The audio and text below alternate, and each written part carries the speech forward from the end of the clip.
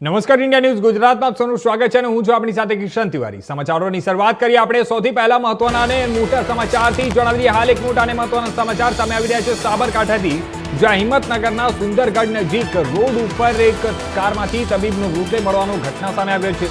Doctor હાર્દિક પંકજભાઈ રાવલનો તેમની કારમાંથી મૃતદેહ મળ્યો છે।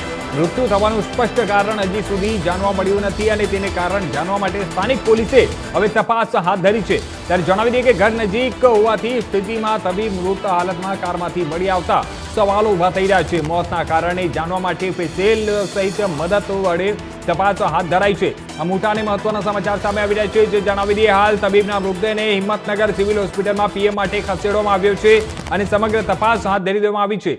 હિંમતનગર પોલીસ સ્થળ ઉપર પહોંચી કાર્યવાહી હાથ ધરી છે। તો આ મહત્વના અને મોટા સમાચાર છે, જ્યાં જણાવી દઈએ કે હાલ એક ત્યાં તબીબનો મૃતદેહ એમના ગાડીમાંથી મળી આવતા ચકચાર મચી છે અને પોલીસ તરફથી અત્યારે હાલ તપાસ હાથ ધરવામાં આવી છે।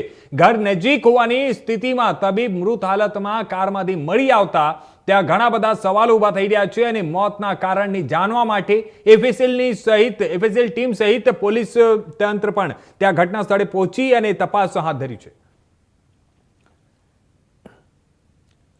તો આ મહત્વના અને મોટા સમાચાર છે। પોલીસ અને એફએસએલની ટીમે સતત બંને સંયુક્ત ઓપરેશન કરી અને અત્યારે હાલ તપાસ હાથ ધરવામાં આવી છે। ડોક્ટર જે તબીબનો મૃતદેહ મળી આવ્યો છે તે મૃત્યુ કયા કારણોસર થઈ તે તમામ મૃત્યુના કારણો જાણવા માટે હાલ તપાસ હાથ ધરી દેવામાં આવી છે।